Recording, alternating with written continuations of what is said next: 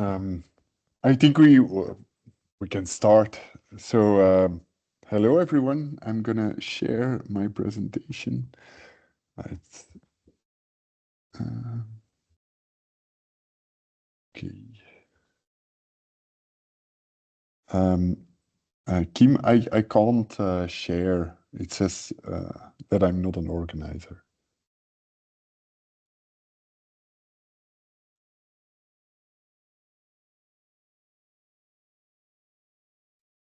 That's better.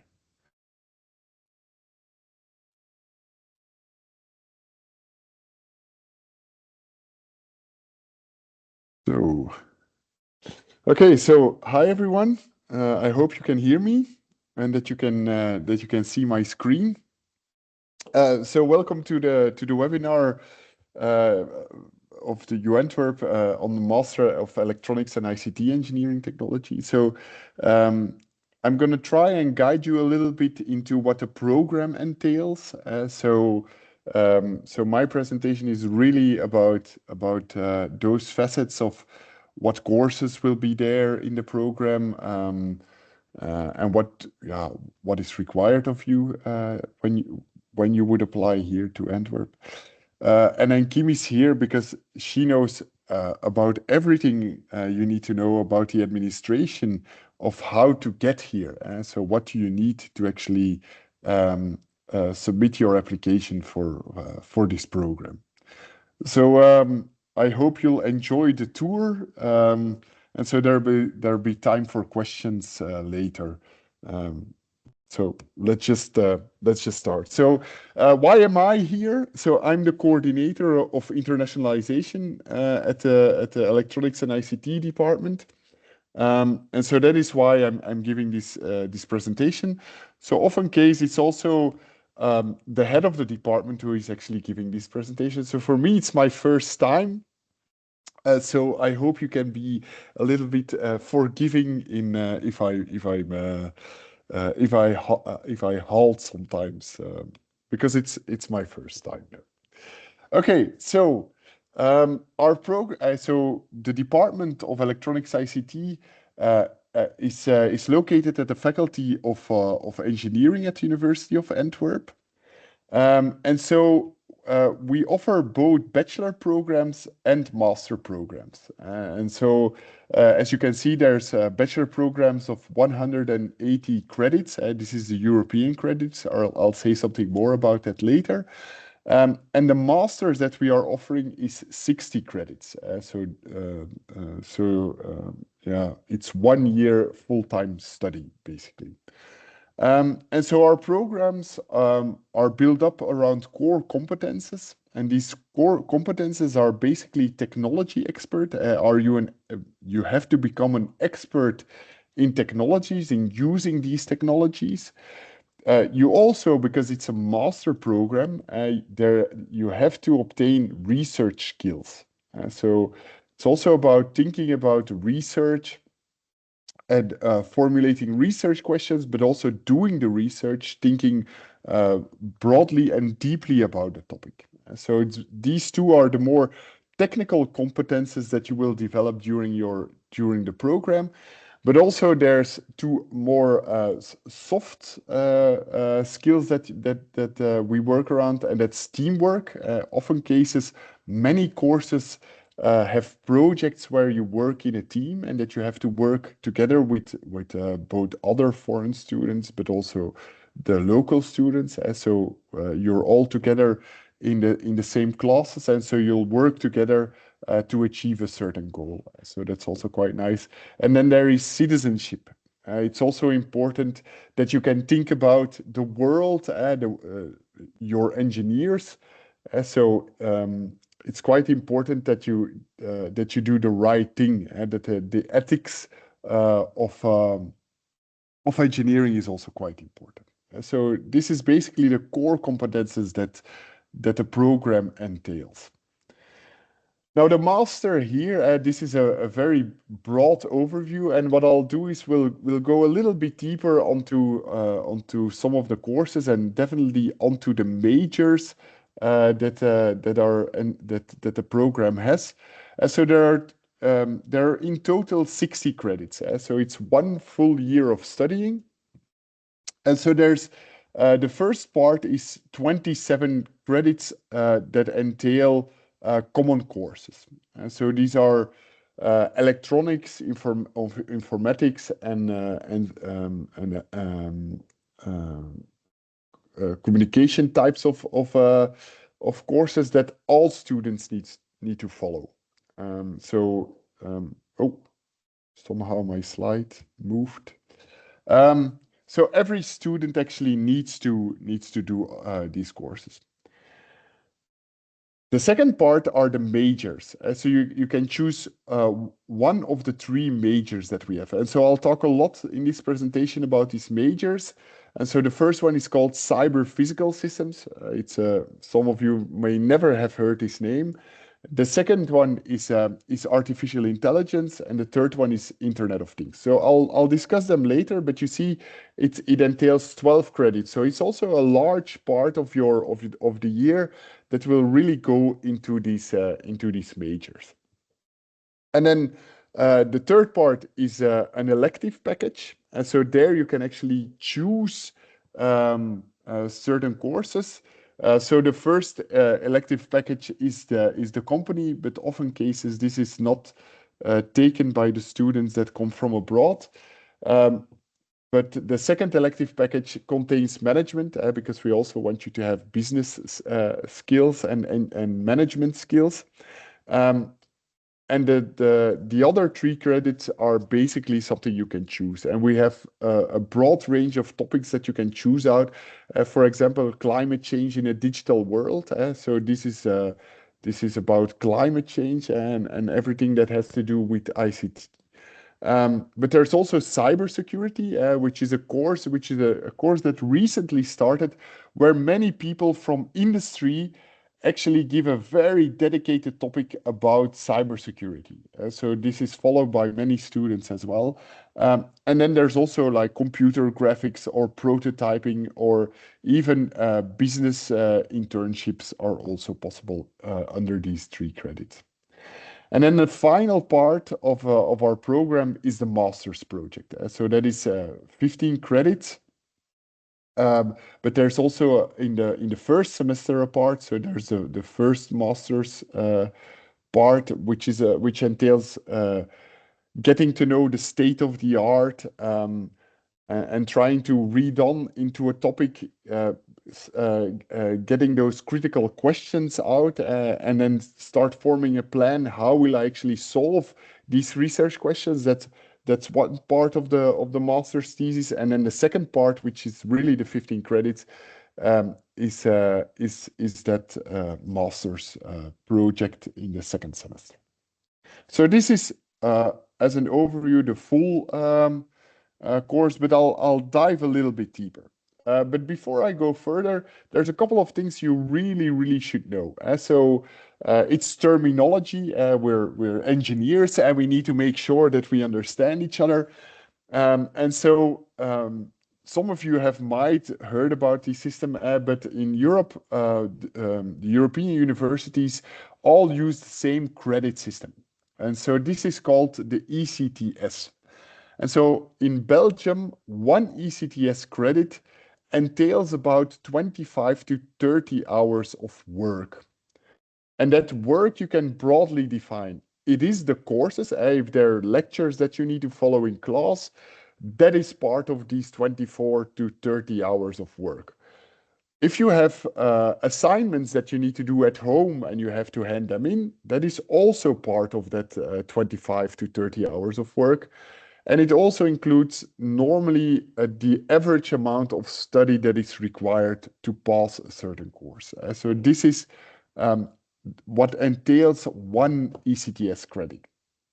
So our master program, what you're interested in, it has 60 ECTS credits.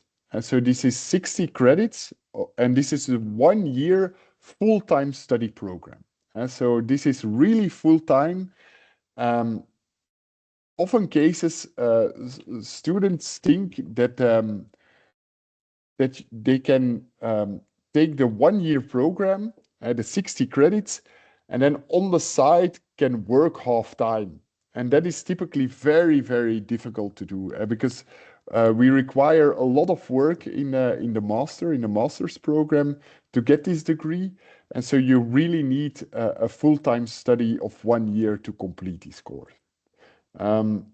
If you want to split that off into multiple years, that's something that Kim might have an answer to. Yeah, there is an option to, if you don't successfully complete all courses in the first year, then you can do a second year and retake those courses. So what we see a lot with international students is that they end up taking 2 years to complete the 1-year master program. For visa requirements, you do have to enroll in a full-time program in the first year. So unless you already have a Belgian visa and you're not restricted by the student visa status, then that's no problem. But if you have a student visa, you have to enroll for at least 54 credits. So you will have to do the 1-year full-time program. But in case some courses you don't manage to successfully complete them, that's not a problem. You can do those the next year. So the goal should be to finish it in 1 year, but it's also not a problem if it takes you 2 years to finish it. Exactly. And that's the same for our local students. So there are many local students who also do it over 2 years and not 1 year. Now, we do require a little bit of knowledge before you start this program, and this is checked by the admission board. So what they will check is they will check the courses that you had in your bachelor, master, but also if you're currently working and you have working experience, all of that will be taken into account, and they will check whether you have enough background to succeed in this program. Because we know that this is a very expensive endeavor. It's not cheap coming all the way from everywhere in the world to Antwerp to study. We know that this is quite a heavy burden you have to do, and we want to make sure that you succeed. And so to make sure that you succeed, we actually look a little bit at your bachelor program that you've done, master courses that you've done, but also work experience that you have. And we look into mainly 3 areas, which is informatics, computer science type of courses. Like, do you have some software engineering background, like object-oriented programming? Do you know something about object-oriented programming? Do you have programming skills? Can you program like in Python, for example? So these are things we look at during your admission. A second pillar that we look at is communication technology. Like, do you have some background in protocols in computer communication? So this is I call it communication, but it's basically it's computer communication. How do computers interact with each other, can talk to each other? And so these types of protocols, what do you know about that? Do you have sufficient background there? And then electronics, like there's yeah there are courses that go into signal systems and signals, for example, so signal theory. Do you have that as a background? Because there are electronic systems, for example, will build on these foundations. So we have to make sure that you know about these things. And so this is there to make sure that you're not investing your time and money into a program that is very difficult to achieve. So this is why we actually check this, and the admission board checks this. Good. Now, maybe a little bit more to the fun stuff and the details of the program. And we are a research university, meaning that we are not only doing teaching, we're also doing a lot of research. And so the electronics department actually has 3 main research groups, and these research groups are also the ones who are responsible for providing courses, so that the things that you learn, that they're at the edge of the current knowledge in the domain. And so we have three research groups. The first one is COSIS Lab, and I am part of COSIS Lab. And this is about this is fundamental and applied research on the co-design of cyber physical systems. Now, cyber physical systems, I understand this is some word that you might have never heard about. So these are the combinations of like mechatronic systems and mechanical systems with lots of electronics, but there's also a lot of more software involved in these systems these days. Like your average car today has many sensors to look around the world, and it can interact also with cloud applications for safety reasons and for other types of reasons. So the research group COSIS Lab is really thinking about how do I develop technologies like that? How do I think about technologies like that? And what do we need for that?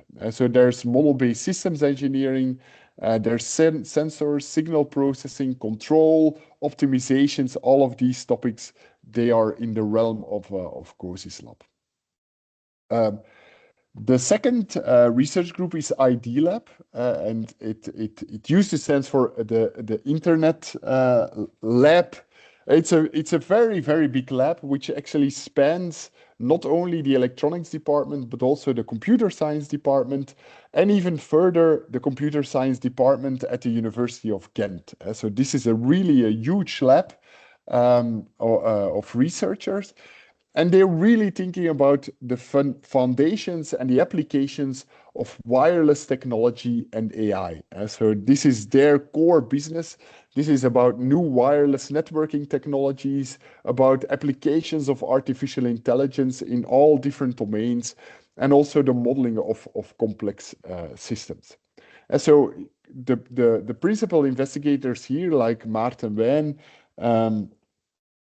Kevin Metz, Sigrid Merceles, and Johan Marcus Barria, they are really working on like topics like 5G and building a huge test infrastructure, for example, for applying 5G in the harbor, for example. So these are very, very nice topics to work on.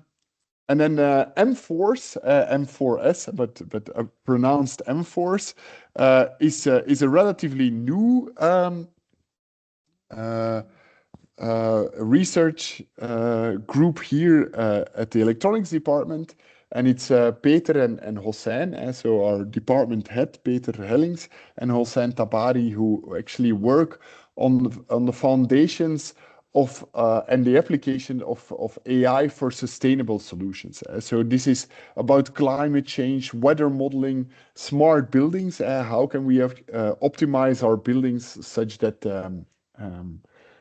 that we use less energy, that we're much more robust against the climate change and things like that. So these are the three research groups, and so the topics of these research groups, they are in the different courses as well that you'll see. Also be aware that most of the students who do a master's thesis will go to one of the three research groups. There's always the choice to go to a company as well for your master thesis, but most students actually join one of the three labs to do a thesis, a research thesis on one of these topics. So this is this is the fun part of doing a master's. This is working with other researchers on cutting edge technologies. So this is, I think, very, very nice to work on. All right, so this is a little bit about the topics of master theses later. But also, I promised you a little bit more insight into these majors. And you see already these keywords popping up again here, no? Like cyber physical systems, Internet of Things, artificial intelligence.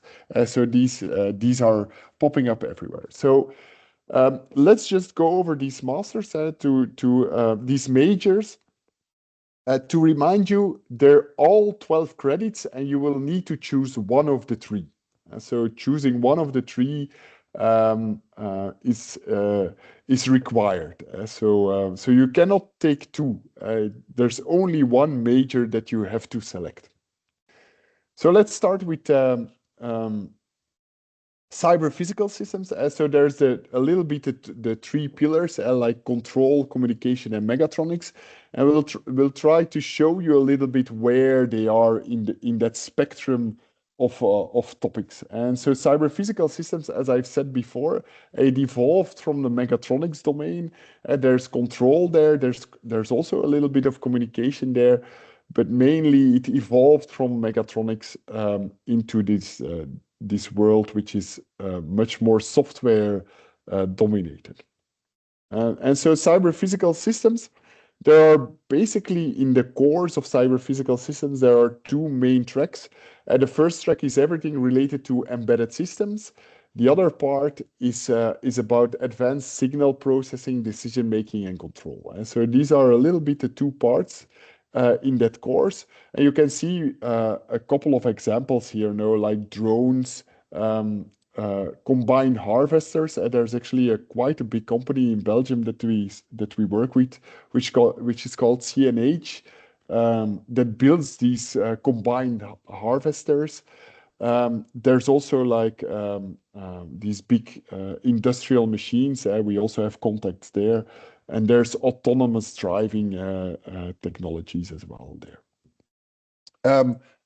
So the topics that you will learn in that major are partially about modeling digital twins and embedded systems. So you'll get a good notion of the foundations of cyber physical systems. So like modeling, how do I model such a system? How do I think about building a digital twin for such a system? So this is something relatively new. You might have never heard of digital twins before.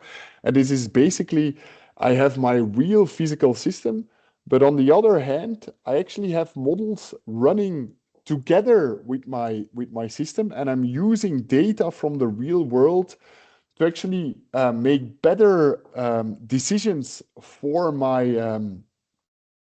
real system, for my actual system. So these are digital twins. Because of these cyber physical systems that are actually working in the real world, it's also we also have real-time requirements. So that's also things that we'll have to think about. There's safety that we have to think about. So all the foundations you will learn partially in the cyber physical systems course. The other part about advanced signal processing will be about, okay, which computational architectures can I use? Should I use FPGAs? Should I use GPUs? How do I do state estimation?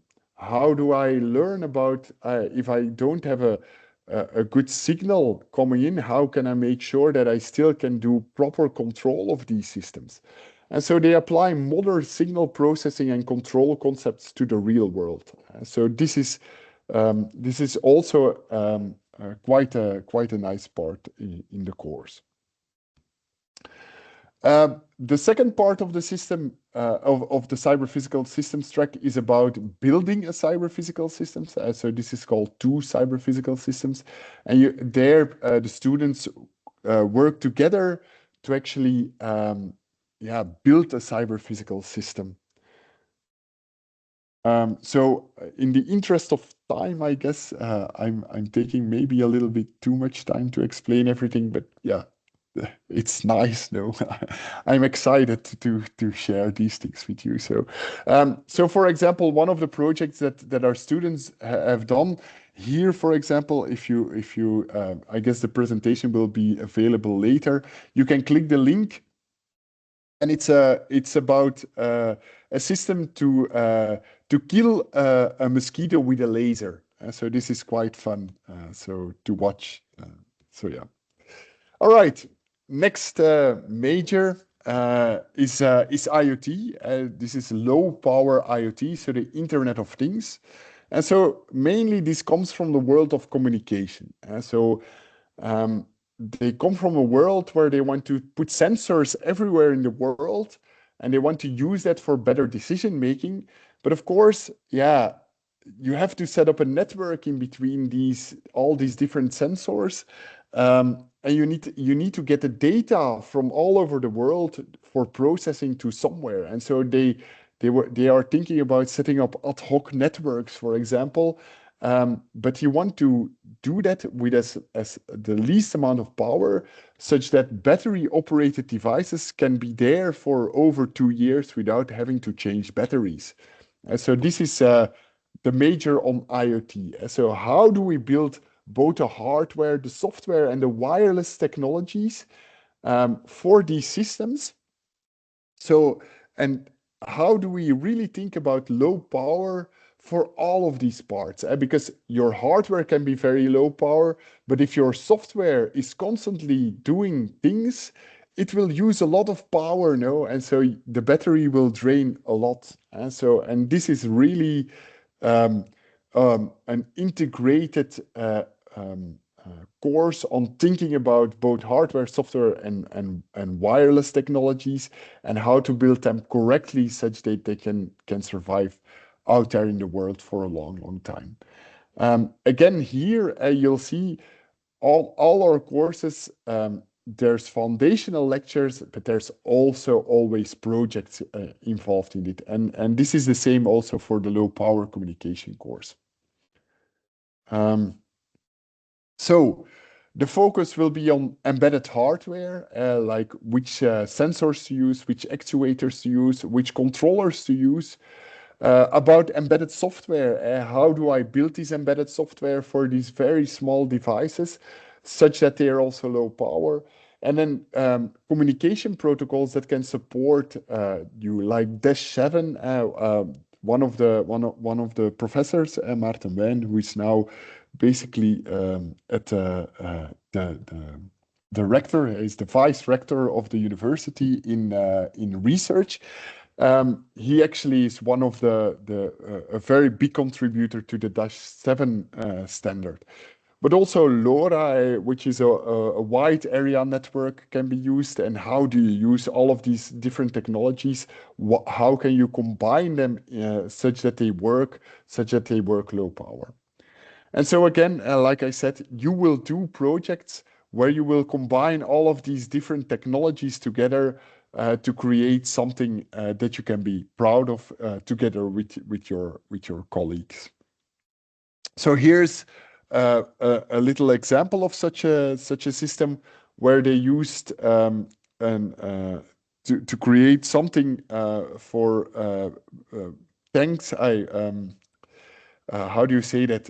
Valves in the harbor, I think. So this is one of the that went into a spin-off at the University of Antwerp, and it's now quite a big company. And they built actually a device that you can put on the valves in safety critical chemical plants to actually check all the pressures and check whether the valves are properly set up and closed or open, such that everything is monitorable from the control the operator's room. So this is quite an important problem in chemical factories. And so you see, they build these systems. You prototype them yourself. You'll have to build all of these things yourself. Of course, some parts will be given as so like these off-the-shelf hardware components you will get, but you will have to integrate them. You'll have to create one system out of that. So yeah, this is a little bit of planning, but okay, this is maybe a little bit going too far for this lecture. And then the final major is about AI, so artificial intelligence, which is at this moment a very big hype, but the program is already there for a bit longer. But again, it's always cutting edge because of the research groups. They insert new topics into the courses such that they're always up to date. So that's the main strength of a research university. So in distributed artificial intelligence, you'll start from we expect basically that you already have a little bit of background in artificial intelligence. So this course will build a lot further on that, and it will go to the state-of-the-art machine learning techniques, deep learning, reinforcement learning, and it will really uh, uh, be used for distributed applications where there are real-time requirements. So, and this is the difficulty, you know. How do I use learning behavior, and how do I combine them? How do I combine that with real-time requirements, with safety requirements? Because we want to use also machine learning techniques in boats, for example, or in power plants, or whatever, in these uh, uh, in all of these systems, like nuclear power plants, but boats, bridges, the city in general.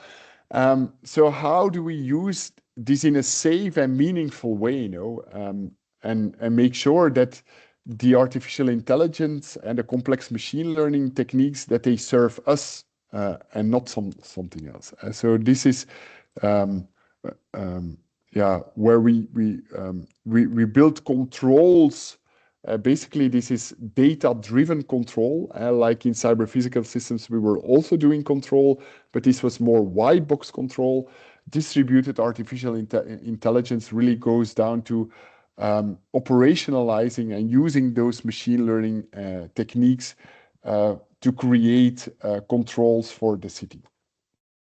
So it's really about controlling the real world, the physical world, and we are using the digital technologies and the embedded systems to make sure that everything works together.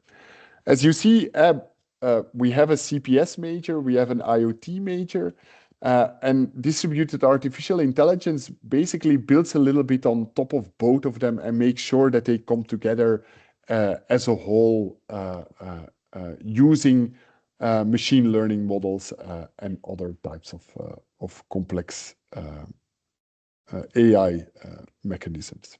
And so you see here, it's data-driven control that is the focus on that. The course is a little bit scheduled using four tracks where there's always an academy, as in it means you'll learn 4 hours the theory and the foundations of deep learning. Always also combined with industry practice. How is it used in industry? And then you'll have a dedicated lab on applying these techniques. And so it's about deep learning, simulation, data-driven control, and also PhD workshops and test beds. And then finally, again, like in all other majors, there is one big project that will combine all of these different aspects together such that you have some practical experience. So here are some examples. So the research group has a car available that is fully it's full of sensors, both externally as internally.